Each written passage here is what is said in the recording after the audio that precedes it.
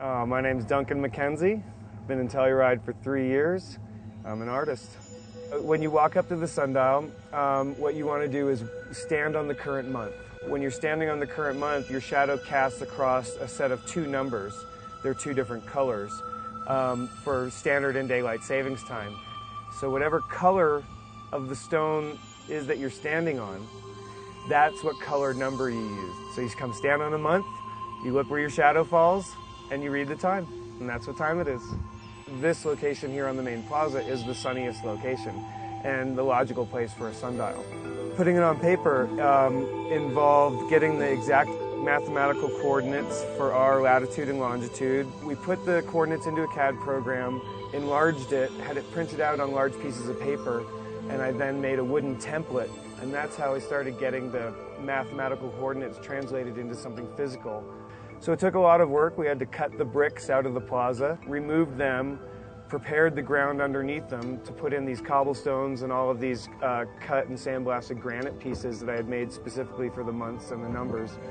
2 people involved, myself, my good friend Nigel Strafford. You know, we look like a bunch of construction workers out here. You know, we like people to think of us as artists, but I know we just look like a bunch of construction workers during that part. It took the 2 of us, I'd say 2 weeks of about 10-hour days, because we really needed to come and just put it in. We couldn't just have it be an open construction project. We had to open it up and finish it because it's in such a main plaza. This is the first public piece I've made like this, the first interactive piece I've made, the first piece of this scale that I've made. So it was a bit nerve-wracking, and yet I had confidence in all of the work that was done. The most fun part, I think, is finishing it, seeing it realized and watching it being used and interacted with.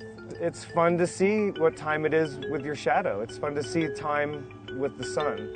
And these are just some of the sort of the rhythms of that we don't use that much anymore. So this is to offer an opportunity to interact in a different way than you would in this location. It teaches you a lot about orientation, not only of north and south, all the simple directions, but about the sun. And so the sundial is one experience you can have of global awareness being your location on the earth as your reference point to the rest of the world.